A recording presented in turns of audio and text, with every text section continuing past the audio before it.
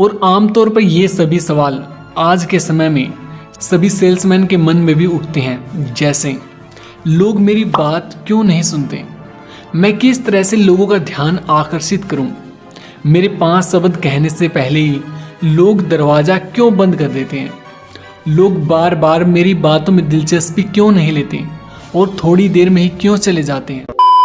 आपकी बेचने की चाहत उसके ना खरीदने की चाहत से बड़ी होनी चाहिए दोस्तों। अगर आप अपने पोटेंशियल कस्टमर्स को खोजना चाहते हैं तो आपको उस आदमी को खोजना होगा जो कि समस्याओं से घिरा हुआ है। आपको प्रोडक्ट नहीं बेचना है दोस्तों, आपको सॉल्यूशंस बेचने हैं। इस दुनिया में आप जो भी पाना चाहते हैं उसको पाने का रास्ता पहले से ही किताबों में लिखा जा चुका है। और अगर आप भी बनना चाहते हैं एक सेल्स मास्टर, ध्यान दीजिए दोस्तों, सेल्समैन नहीं बल्कि सेल्स मास्टर, तो ये वीडियो आपके लिए है। क्योंकि इस वीडियो में दोस्तों हम बात करेंगे 10 ऐसे ताड़पत्रों के बारे में जो आपको महान सेल्समैन बनने में आपकी हेल्प करेंगे दोस्तों। और वीडियो को लास्ट तक देखिए। और अगर आप हमारे इस चैनल पर नए हैं तो चैनल को सब्सक्राइब कीजिए और बेल आइकन को दबा दीजिए ताकि आपको आने वाली ऐसी नॉलेजेबल वीडियोज की नोटिफिकेशन सबसे पहले मिल सके।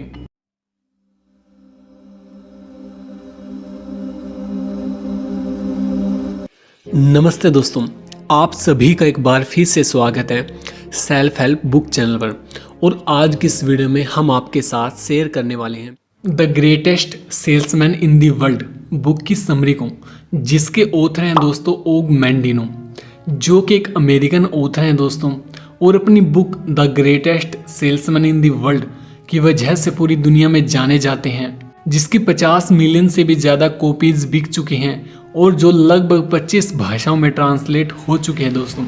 और आज की इस वीडियो में हम उन्हीं के एक्सपीरियंसेस से सीखने वाले हैं। बुक की शुरुआत एक कहानी से होती है दोस्तों, जो है बहुत समय पहले की बात है। सर्दियों का मौसम था। पामीरा के पाथोरस का विशाल व्यापारिक कारवां आराम कर रहा था। पाथोरस दुनिया का महान सेल्समैन था। हाफिद पाथोरस के मवेशियों की देखभाल करता था। हाफिद को अपना काम बिल्कुल भी पसंद नहीं था और वह एक व्यापारी बनना चाहता था। पाथोरस ने हाफिद को समझाया कि व्यापारी का काम कठिन है, लेकिन हाफिद अपनी बात पर डटा रहा और कहने लगा, मैंने आपके मुंह से कई बार ये सुना है कि किसी और बिजनेस में अमीर बनने की इतनी संभावना नहीं है जितनी कि सेल्समैनशिप के बिजनेस में है। इसमें गरीबी से अमीरी का सफ़र चुटकियों में तय किया जा सकता है। और मेरी नज़र में गरीबी का मतलब है योग्यता या फिर महत्वाकांक्षा की कमी। और मैं जानता हूँ कि मुझ में ना तो योग्यता की कमी है और ना ही महत्वाकांक्षा की। यह सुनकर पाथोरस ने कहा, तुम्हें अब भी यह सिद्ध करना होगा कि तुम्हें शब्दों के अलावा और भी कुछ दम है, क्योंकि शब्द सिर्फ हवा होते हैं। पाथोरस ने हाफिद को एक बेहतरीन वस्त्र दिया जिसे बेथलम नाम की जगह पर बेचने के लिए कहा गया। वहाँ बहुत ही गरीब लोग रहते थे और पाथोरस ने कहा कि मुझे इस वस्त्र के बदले एक चांदी का सिक्का चाहिए और ये तुम पर निर्भर करता है कि तुम इसे कितने में बेचते हो। बेथलेहम में 4 दिन बीत गए और जिस वस्त्र को लेकर के वह करवा से खुशी खुशी चला था वह अब भी उसके खच्चर पर लदा हुआ था दोस्तों। शंकाएं उसके मन को विचलित करने लगी और उसके मन में ये कई सारे सवाल उठने लगे।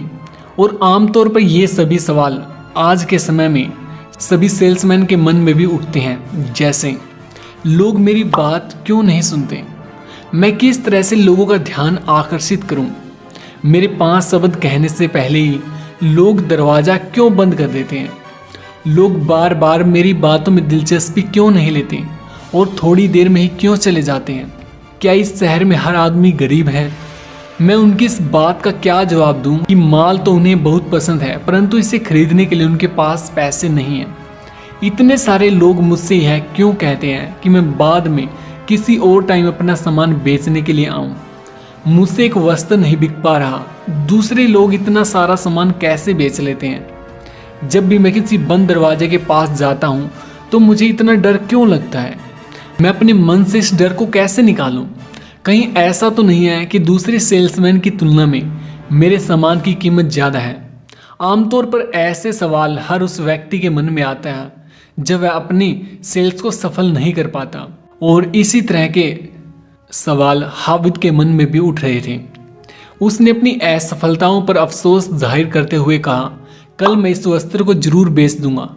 कल जल्दी सुबह बेचना शुरू करूंगा और हर आने जाने वाले से बातचीत करूंगा और कुछ ही समय में चांदी के सिक्के के साथ पाथोरस के कारवों की ओर रवाना हो जाऊंगा। फिर वह गुफा की तरफ चल दिया जहां पर उसका खच्चर था। हाफिज ने देखा कि गुफा में एक दाढ़ी वाला आदमी और एक युवा महिला और उसका नवजात शिशु सर्दी में कांप रहे हैं। यह देख करके हाफिज के भीतर अजीब सा एहसास हुआ। फिर हाफिज ने अपने कीमती लाल वस्त्र को खोला और सोए हुए बच्चे के चारों तरफ आहिस्ता से लपेट दिया। उसके ऊपर आसमान में एक चमकदार सितारा चमक रहा था। हाफिज ने अब तक जितने सितारे देखे थे, इस सितारे की चमक उन सभी सितारों से ज़्यादा थी। वह पाथोरस की कारवों की ओर चल दिया। हाफिज का खच्चर बहुत धीमी गति से चल रहा था। हाफिज का सिर नीचे झुका हुआ था, इसलिए उसने यह देखा नहीं कि वह चमकता हुआ सितारा उसे रास्ता दिखा रहा था। हाफिज पाथोरस के कारवे के पास पहुंचा। तभी पाथोरस आया और उसने आश्चर्य के भाव से पूछा, क्या तुम सीधे बेथलम से आ रहे हो? हाँ मालिक, हाफिज ने कहा। क्या तुम्हें इस बात से डर नहीं लगा कि एक सितारा तुम्हारा पीछा कर रहा है? मैंने देखा नहीं मालिक, हाफिज ने कहा। देखा ही नहीं, 2 घंटे पहले मैंने इस सितारे को बेथलम के ऊपर उगते हुए देखा था। तब से मैं इस जगह से हिला भी नहीं हूँ। मैंने इतना रंगीन और चमकदार सितारा अपनी लाइफ में कभी नहीं देखा है। फिर मेरे देखते ही देखते यह आसमान में चलने लगा और हमारे कारवे की तरफ आने लगा। अब यह बिल्कुल तुम्हारे सिर के ऊपर है और भगवान की कसम, अब यह बिल्कुल भी नहीं बढ़ रहा। पाथोरस ने जब देखा कि खच्चर पर वस्त्र नहीं है तो उसने हाफिज से पूछा कि तुमने वस्त्र को कैसे बेचा? हाफिज ने बेथलम में जो हुआ उसे बता दिया। पाथोरस ने कहा, मेरे बच्चे, इस यात्रा से तुम्हें ज़्यादा लाभ नहीं हुआ, परंतु मुझे इससे बहुत लाभ हुआ। तुम्हारे पीछे आने वाले सितारे ने मुझे मेरे अंधेपन से मुक्ति दिला दी, जिसके बारे में मैं तुम्हें अभी कुछ नहीं बता सकता। जब हम पामीरा पहुंच जाएंगे तो मैं विस्तार से तुम्हें पूरी बात बताऊंगा। कारवे के पामीरा लौटने के कुछ टाइम के बाद हाफिज जब अस्तबल में अपनी घास की खटिया पर सो रहा था तो उसे पाथोरस का बुलावा आया। पाथोरस बीमार था और कमज़ोर हो गया था। पाथोरस ने हाफिज से कहा, मेरे बच्चे, तुम्हें अपनी महत्वाकांक्षाओं के बारे में फिर से सोचने के लिए कुछ दिनों का वक्त मिला था। तुमने क्या सोचा? क्या तुम अब एक महान सेल्समैन बनना चाहते हो? हाफिज ने कहा, जी मालिक, जी। पाथोरस ने हाफिज से इस बिस्तर के नीचे रखे छोटे संदूक को बाहर निकालने को कहा और बताया कि कई साल पहले मैं मवेशी पालक से भी गया गुजरा था। तब मैंने पूर्वी देशों के एक यात्री को 2 लुटेरे से बेचाया। वह मुझे इनाम देना चाहता था, पर मेरे मना करने के बाद भी वह नहीं माना, क्योंकि मेरे पास न कोई परिवार था और न ही धन दौलत। इसलिए उसने मुझसे आग्रह किया कि मैं उसके साथ उसके घर चलूं, जहां उसने मुझे अपने परिवार में शामिल कर लिया। एक दिन जब मैं अपने नए जीवन का आदी हो गया था तो उसने मुझे यह संदूक दिखाया। इसके भीतर चमड़े के 10 ताड़पत्र यानी कि स्कॉल्स रखे हुए थे, जिनमें हर एक पर नंबर डला हुआ था। पहले ताड़पत्र में ज्ञान का रहस्य छिपा हुआ था। बाकी ताड़पत्रों में वह रहस्य और सिद्धांत थे जो सेल्समैनशिप में सफलता हासिल करने के लिए आवश्यक है। अगले साल मुझे हर रोज इन ताड़पत्रों के अनमोल शब्दों को रटाया गया और मैंने हर ताड़पत्र पर लिखे शब्दों को पूरी तरह से रट लिया। उनमें लिखे शब्द मेरे जीवन का हिस्सा बन गए, मेरे सोचने का तरीका बन गए और मेरी आदत बन गई। परंतु चमड़े की यह ताड़पत्र मैं ना तो किसी को दे सकता था और न ही इन सिद्धांतों को किसी को बता सकता था, जब तक कि मुझे एक विशेष संकेत ना दिख जाए जो मुझे बता दे कि यह ताड़पत्र मुझे किसके हवाले करने हैं। आखिरकार मुझे वह आदमी मिल ही गया जिसे मैं यह संदूक दे सकता हूँ। अजीब सी बात है कि जैसे मुझे यह पता चल गया कि मुझे योग्य उत्तराधिकारी मिल गया है तो मेरे जीवन की ऊर्जा धीरे धीरे कम होने लगी। अब मैं मौत के कगार पर खड़ा हूँ परंतु मेरी लंबी खोज खत्म हो चुकी है और अब मैं इस संसार से विदा ले रहा हूँ। जब तुम इन ताड़पत्रों के सिद्धांतों को अपने जीवन में उतारोगे तो तुम इतने अमीर बन जाओगे जितना कि तुमने कभी सपने में भी अंदाजा नहीं लगाया। बस मेरी एक शर्त है कि तुम अपनी आधी कमाई ज़रूरतमंदों और बदनसीबों में बांट दोगे। बस मैं यही चाहता हूँ, इनमें किसी तरह की कमी नहीं होनी चाहिए। मंजूर है? हाँ मालिक, हाफिज ने कहा। और अब सबसे महत्वपूर्ण शर्त यह है कि इन ताड़पत्रों या इनमें लिखे हुए सिद्धांतों को तुम ना तो किसी को बताओगे और ना ही इनका किसी के सामने जिक्र करोगे। एक दिन कोई आदमी आएगा जो तुम्हें कोई संकेत देगा, जैसे तुम्हारे सितारे और परोपकार के कार्य ने मुझे संकेत दिया था। जब यह होगा तो तुम इस संकेत को पहचान लोगे, चाहे सामने वाले आदमी को यह पता हो या फिर ना हो। उसे इसके लिए चुना गया है। जब तुम्हारा दिल तुम्हें बता दे कि तुम सही हो तो तुम उसे यह संदूक दे दोगे, और जब तुम यह काम कर दोगे तो उस आदमी पर कोई शर्त लागू नहीं होगी, जिस तरह तुम पर या फिर मुझ पर शर्त लागू हुई थी। बरसों पहले जो लिफाफा मुझे दिया गया था उसमें यह लिखा था कि इन ताड़पत्रों को हासिल करने वाला तीसरा आदमी इस संदेश को पूरी दुनिया में चाहे जिसे सुना सकता है। क्या तुम इस तीसरी शर्त को मानते हो? मानता हूँ मालिक, हाफिज ने कहा। ताड़पत्रों का संदूक ले करके हाफिज अपने खच्चरों के साथ दशमिक शहर पहुंचा। सफ़र की थकान के मारे उसे पता ही नहीं चला कि वह कब सो गया। सुबह हाफिज ने संदूक खोला और ताड़पत्रों की तरफ देखा। इस पर शीर्षक लिखा हुआ था, पहला ताड़पत्र, और उसने पढ़ना शुरू किया। और पहले स्क्रॉल यानी कि पहले ताड़पत्र में हर एक सेल्समैन के लिए कुछ जादुई शब्द लिखे थे, जो कुछ इस प्रकार थे। दोस्तों, आज मैं एक नई लाइफ को शुरू करूंगा। आज मैं अपनी पुरानी चमड़ी को उतार फेंकूंगा जिस पर असफलता की चोट के निशान हैं और नाकामयाबी के घाव हैं। और आज मेरा नया जन्म होगा, और मेरा जन्म एक अंगूर के बाग में होगा जहां सबके लिए फल होंगे। मैंने जो करियर चुना है उसमें सफलता के बहुत से अवसर हैं, परंतु इसमें दुख और निराशा भी कम नहीं है। इस राह में इतने सारे लोग असफल हुए हैं कि अगर उन्हें एक के ऊपर एक रखा जाए तो इतना ऊंचा ढेर लग जाएगा कि दुनिया के पिरामिड भी छोटे दिखाई देने लगेंगे। असफल और सफल लोगों में केवल आदतों का फर्क होता है, और अच्छी आदतें हर तरह की सफलता की कुंजी होती हैं। दोस्तों, बुरी आदतें असफलता का दरवाज़ा खोल देती हैं। इसीलिए मैं जिस पहले नियम का पालन करूँगा वह नियम बाकी सारे नियमों के ऊपर आता है। मैं हमेशा अच्छी आदतें डालूंगा और उनका गुलाम बन जाऊंगा। और आज मेरी पुरानी चमड़ी धूल की तरह हो गई है। मैं मनुष्य में सबसे ऊंचा हो जाऊंगा और वे मुझे पहचान नहीं पाएंगे, क्योंकि आज मैं एक नया इंसान बन गया हूं और मेरा नया जीवन शुरू हो गया है। प्रत्येक सेल्समैन को हर दिन इन शब्दों के साथ अपने दिन की शुरुआत करनी चाहिए। दोस्तों, अगर आपको अभी ये अफर्मेशन समझ में नहीं आई हैं तो आप वीडियो को पीछे ले जा करके उन्हें दोबारा से सुन सकते हैं और अपनी लाइफ में इम्प्लीमेंट कर सकते हैं। दोस्तों, इसके बाद हाफिज ने दूसरा ताड़पत्र उठाया जिसमें हर एक सेल्समैन के लिए एक बहुत ही डीप मैसेज दिया गया था। हर एक सेल्समैन को अपने दिन की शुरुआत करते टाइम खुद से इन शब्दों को एक आईने के सामने खड़े होकर के कहना चाहिए कि मैं अपने दिल में प्रेम भर करके इस दिन की शुरुआत करूंगा। और हर काम में सफलता का सबसे महान रहस्य यही है दोस्तों, कि आप जब भी अपने प्रोस्पेक्ट या फिर कस्टमर के पास जाएं तो आप हमेशा हंसते मुस्कुराते हुए ही जाएं।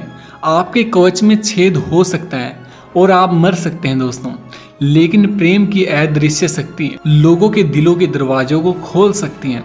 और जब तक आप इस कला को सीख नहीं लेते तब तक आप बाजार में चिल्ला रहे साधारण फेरी वालों से बिल्कुल भी अलग नहीं होंगे। आपको प्रेम को अपना सबसे बड़ा हथियार बनाना पड़ेगा। इसके बाद आपका कोई भी मुकाबला नहीं कर पाएगा और आपको अपने खून से सारी नफरत को निकालना पड़ेगा, क्योंकि आपके पास नफरत करने के लिए टाइम बिल्कुल भी नहीं है। आपके पास जो टाइम है वो सिर्फ प्यार करने के लिए है। और आपको इसी क्षण अपने पहले कदम को उठाना पड़ेगा, जो कि एक सफल इंसान बनने के लिए बहुत ज़्यादा जरूरी है। और प्रेम के सहारे ही आप अपनी सेल्स को 100 गुना बढ़ा सकते हैं और एक महान सेल्समैन बन सकते हैं दोस्तों। अगर आपके अंदर कोई और गुण न भी हो, लेकिन केवल प्रेम के गुण के सहारे ही आप सफल हो सकते हैं। इसके अभाव में आप जरूर असफल हो जाएंगे, और चाहे आपके पास दुनिया की बाकी सारा ज्ञान व काबिलियत क्यों ना हो। और इसके बाद हाफिज ने तीसरा ताड़पत्र पढ़ना शुरू कर दिया, जिसमें हर एक उस सेल्समैन के लिए मैसेज दिया गया था जो बार बार प्रयास करने के बाद भी किसी भी सेल्स को क्रैक नहीं कर पाता। ऐसे में उस सेल्समैन को खुद से कहना चाहिए दोस्तों कि मैं तब तक जुटा रहूँगा जब तक कि मैं सफल ना हो जाऊँ। मैं इस संसार में हारने के लिए नहीं आया हूँ, और ना ही मेरी सिराओं में असफलता प्रवाहित हो रही है। और मैं कोई भेड़ नहीं हूँ जिसे कि गडरिया हाँके। मैं एक शेर हूँ, और मैं भेड़ों के झुंड की तरह बात करने और चलने और सोने से इनकार करता हूँ। मुझे यह नहीं पता कि मुझे अपने लक्ष्य तक पहुँचने के लिए कितना फासला अभी तय करना है। हो सकता है कि मुझे 1000वें कदम पर भी असफलता का सामना करना पड़े, और ऐसा भी हो सकता है कि सफलता सड़क के अगले मोड़ पर ही खड़ी हो। मैं उस बारिश की बूंद की तरह बनूंगा जो पहाड़ को धो देती है। मैं उस चींटी की तरह बनूंगा जो एक हाथी को भी चित कर देती है। मैं उस सितारे की तरह बनूंगा जो रात के समय इस धरती को रोशन करता है। मैं उस कारीगर की तरह बनना चाहता हूँ जिसने बड़े बड़े पिरामिडों को बनाया है। मैं अपने महल को एक बार में एक एक ईंट करके बनाऊंगा, क्योंकि मैं जानता हूँ कि अगर छोटे छोटे प्रयास लगातार किए जाएं तो इंसान निश्चित रूप से सफल हो सकता है। जब तक मेरे शरीर में सांसें हैं तब तक मैं अपने लक्ष्य को हासिल करने में जुटा रहूँगा, क्योंकि अब मैं सफलता के महानतम रहस्य को जान चुका हूँ। और अगर मैं लंबे समय तक उसी काम में जुटा रहूँगा तो मैं निश्चित तौर से ही सफल हो जाऊँगा। तो अगर आप भी एक सेल्समैन के रूप में बार बार प्रयास करने के बाद भी असफल हो रहे हैं, तो आपको अपने बार बार असफल होने के कारण को खोजना होगा, और उसमें सुधार करके आप एक सफल सेल्समैन बन सकते हैं। और उसके बाद हाफिज ने चौथा ताड़पत्र पढ़ना शुरू कर दिया, जिसमें हर एक सेल्समैन के लिए एक पावरफुल मैसेज दिया गया था, जो उसे अपनी सेल्स को शुरू करने से पहले खुद को बोलना था, जो था मैं प्रकृति का सबसे महान चमत्कार हूँ। और दुनिया शुरू होने के बाद से आज तक कोई भी इंसान ऐसा नहीं हुआ है जिसके पास मेरे जैसा दिल और दिमाग हो, और न ही मेरे जैसी कद काठी हो। न तो आज से पहले कोई मेरे जैसा हुआ है, और न ही आज के बाद मेरे जैसा कोई और होने वाला है जो बिल्कुल मेरी तरह चलता हो, बोलता हो और सोचता हो। मैं सभी मनुष्य में सबसे अलग हूँ। मैं इस विधाता की सबसे पावरफुल क्रिएशन हूँ। मेरी काबिलियत, मेरा मस्तिष्क, मेरा हृदय और मेरा शरीर, अगर मैं उनका सही से उपयोग नहीं करूँगा तो ये सब रुक जाएंगे, सड़ जाएंगे और नष्ट हो जाएंगे। और मुझ में ऐसी में क्षमता का उपयोग है, और गुजरे हुए कल की उपलब्धियों से मैं आज 100 गुना सफलता हासिल करना चाहता हूँ, और आज मैं यही करूँगा। और इन्हीं पावरफुल शब्दों के साथ एक सेल्समैन को अपनी सेल्स की शुरुआत करनी चाहिए दोस्तों। और उसके बाद हाफिज ने 5वां स्क्रॉल उठाया और उसे पढ़ना शुरू किया, जिसमें हर एक सेल्समैन के लिए लिखा था कि हर एक सेल्समैन को अपने दिन की शुरुआत में खुद से यह कहना चाहिए कि मैं इस दिन की शुरुआत इस तरह से करूँगा जैसे कि यह मेरी लाइफ का आखिरी दिन हो। मैं कल के दुर्भाग्यों, पराजयों और निराशाओं के बारे में सोच कर अफसोस करने में एक भी क्षण बर्बाद नहीं करूँगा, क्योंकि मैं बुरे के साथ अच्छे टाइम को भी बाहर फेंकना नहीं चाहता। कल हमेशा के लिए दफन हो चुका है और मैं उसके बारे में जरा भी नहीं सोचूंगा। मैं अपनी सुबह का स्वागत इतना खुश होकर के करूँगा जिस तरह से वह कैदी करता है जिसकी मौत की सज़ा माफ़ कर दी गई हो। मुझे यह अतिरिक्त दिन जीने के लिए क्यों दिया गया है, जबकि मुझसे बेहतर लोग इस दुनिया से उठा लिए गए हैं? क्या मुझे अपना लक्ष्य हासिल करना है? क्या यह मेरे लिए एक और अवसर है ताकि मैं वह बन सकूं जो बनने की मुझ में क्षमता है? क्या प्रकृति का कोई लक्ष्य है? क्या आज के दिन मैं कल से बेहतर हो सकता हूं? मैं पहले से ज़्यादा मेहनत करूंगा और अपनी मांसपेशियों से इतनी ज़्यादा मेहनत करवाऊंगा कि वो दया की भीख मांगने लगेंगी और इसके बाद भी मैं अंत तक कोशिश करता रहूँगा। मैं पहले से ज़्यादा लोगों को अपना सामान बेचूंगा, मैं पहले से ज़्यादा सामान बेचूंगा, मैं पहले से ज़्यादा धन कमाऊंगा और आज का एक एक मिनट मेरे लिए गुजरे हुए कल के कई घंटों से भी ज़्यादा फायदेमंद होगा, क्योंकि मेरी लाइफ का अंतिम दिन मेरे जीवन का सबसे सर्वश्रेष्ठ दिन होना चाहिए। और उसके बाद हाफिज ने छठा स्क्रॉल निकाला और उसे पढ़ना शुरू किया, जिसमें लिखा था, आज मैं अपनी भावनाओं को काबू में रखूंगा। मैं अपनी इन भावनाओं को किस तरह काबू में रखूं ताकि मेरा दिन सार्थक हो, क्योंकि जब तक मेरी मनोदशा ठीक नहीं होगी मेरा दिन सफल नहीं हो सकता। वह कमज़ोर है जो अपने विचारों को अपने कार्यों पर हावी होने देता है, और वह व्यक्ति मजबूत होता है जो अपने कार्यों को अपने विचारों पर हावी होने के लिए मजबूर कर देता है।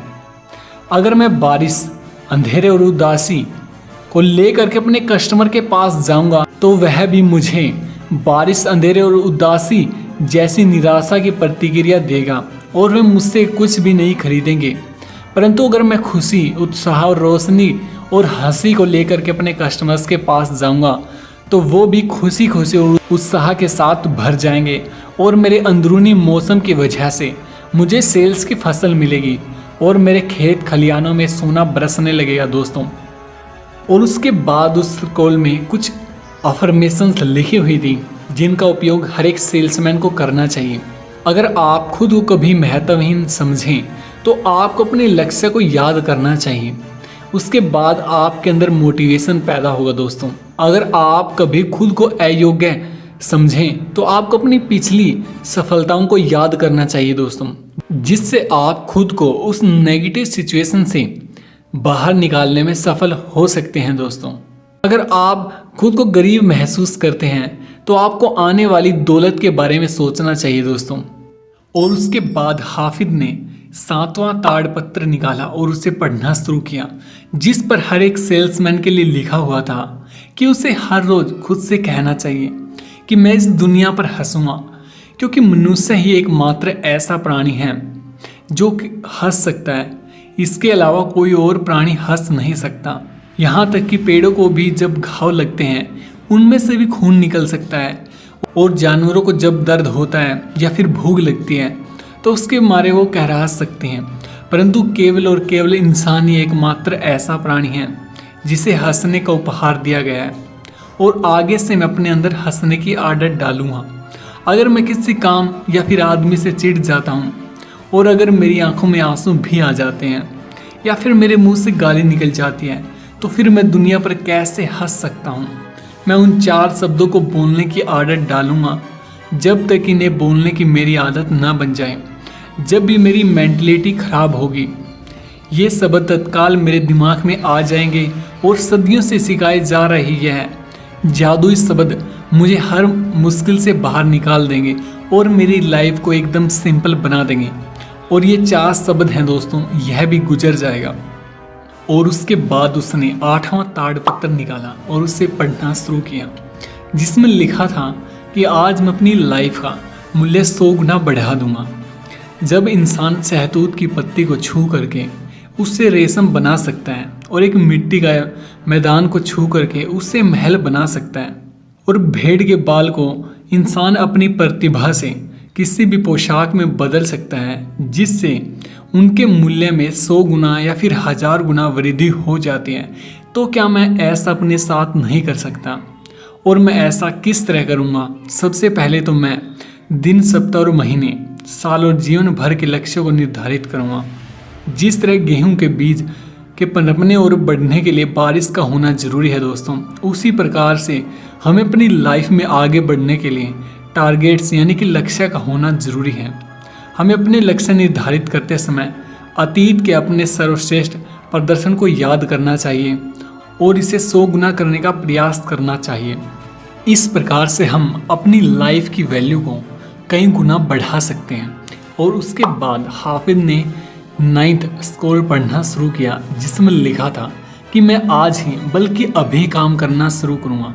मेरे सभी सपने बेकार हैं, मेरी सभी योजनाएं एक कचरे के ढेर के मात्र हैं, और मेरे लक्ष्य असंभव हैं जब तक कि मैं इन पर काम करना शुरू न कर दूं। मैं आज के काम से नहीं बचूंगा, उन्हें कल पर नहीं टालूंगा, क्योंकि मैं जानता हूं कि कल कभी नहीं आता। मैं अभी काम करूंगा। हो सकता है कि मेरे काम से मुझे सुख या सफलता न मिले, परंतु काम करना और असफल हो जाना काम न करने से हमेशा बेहतर होता है। वास्तव में हो सकता है कि मुझे सुख का फल न मिले, परंतु बिना काम के तो हर फल डाल पर ही मर जाएगा, सिर्फ इसलिए क्योंकि मैंने हाथ बढ़ा करके उससे हासिल करने की कोशिश नहीं की। सफलता कभी भी किसी का इंतजार नहीं करती दोस्तों। अगर मैं देर लगाऊंगा वह किसी और के साथ चली जाएगी और मुझसे हमेशा के लिए दूर हो जाएगी।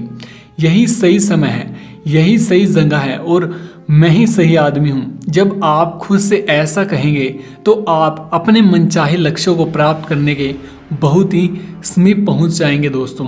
और उसके बाद हाफिज ने अंतिम और 10वां स्क्रॉल पढ़ना शुरू किया, जिसमें लिखा था कि मैं कभी भी संसार की भौतिक वस्तुओं के लिए प्रार्थना नहीं करूँगा। मैं भगवान से कुछ मांग रहा हूँ, किसी नौकर से भोजन लाने के लिए कुछ नहीं कह रहा हूँ। मैं कभी भी धन, प्रेम, अच्छा स्वास्थ्य, छोटी मोटी जीत या फिर सफलता, सुख, समृद्धि ये सब नहीं मांगूंगा। अगर मुझे कुछ मांगना भी होगा तो मैं खुद के लिए गाइडेंस यानी कि मार्गदर्शन की प्रार्थना करूँगा। केवल मैं यही मांगूंगा कि मुझे इन सभी चीज़ों को हासिल करने का रास्ता दिखाया जाए, और मैं जानता हूँ कि मुझे अपनी हर प्रार्थना का जवाब हमेशा मिलेगा। तो दोस्तों, आज की इस वीडियो समरी में आपने जाना 10 उन सभी सीक्रेट्स के बारे में जिनको अगर एक सेल्समैन ने अपनी लाइफ के अंदर इम्प्लीमेंट किया तो वो इस दुनिया का एक बेहतरीन सेल्समैन बन सकता है। उम्मीद करते हैं दोस्तों कि आपको आज की हमारी ये ऑडियो बुक समरी पसंद आई होगी। एंड अगर आप हमारे इस चैनल पर नए हैं तो दोस्तों जल्दी से सब्सक्राइब कीजिए और बेल आइकन को दबा दीजिए, ताकि आपको आने वाली न्यू वीडियोज़ की नोटिफिकेशन सबसे पहले मिल सके। हम आप सभी के लिए ऐसी वर्ल्ड फेमस बुक्स की समरी हर सप्ताह लेकर के आते हैं, तो आप सभी हमारे साथ बने रहिए। मिलते हैं हमारी नेक्स्ट वीडियो में, तब तक के लिए आप सभी खुश रहिए, खुशियाँ बांटते रहिए। वी लव यू ऑल दोस्तों। जय हिंद दोस्तों, जय हिंद।